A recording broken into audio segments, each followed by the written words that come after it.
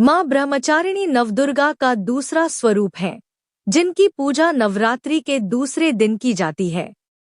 ब्रह्मा शब्द का अर्थ है तपस्या और चारिणी का अर्थ है आचरण करने वाली।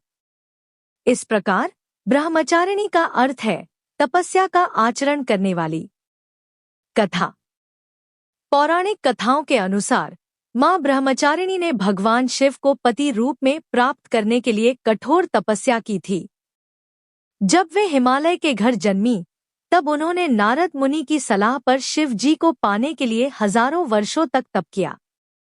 1000 वर्ष तक केवल फल खाकर रही। पहले 1000 वर्षों तक उन्होंने केवल फल और फूल खाकर अपना जीवन बिताया। 100 वर्षों तक केवल शाक खाकर रही। इसके बाद 100 वर्षों तक उन्होंने केवल शाक खाकर ही तपस्या की, कठोर निराहार तपस्या। इसके बाद उन्होंने अपनी तपस्या को और कठोर बनाते हुए कई वर्षों तक निराहार रहकर तप किया।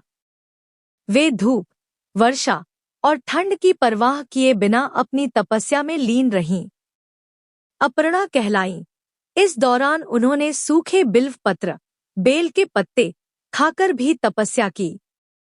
बाद में उन्होंने बिल्व पत्र खाना भी छोड़ दिया, जिसके कारण उन्हें अपर्णा, पत्ते भी न खाने वाली, के नाम से जाना गया।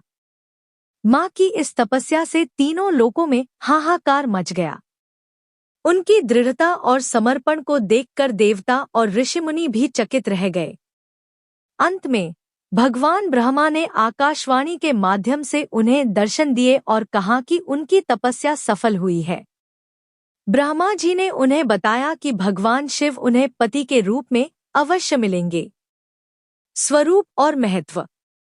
माँ ब्रह्मचारिणी का स्वरूप अत्यंत शांत और सौम्य है। वे श्वेत वस्त्र धारण करती हैं, दाहिने हाथ में जप की माला और बाएं हाथ में कमंडल लिए हुए हैं। यह स्वरूप त्याग, वैराग्य, तपस्या और सादगी का प्रतीक है। उनकी पूजा करने से व्यक्ति में तप, त्याग, वैराग्य, सदाचार और संयम की वृद्धि होती है।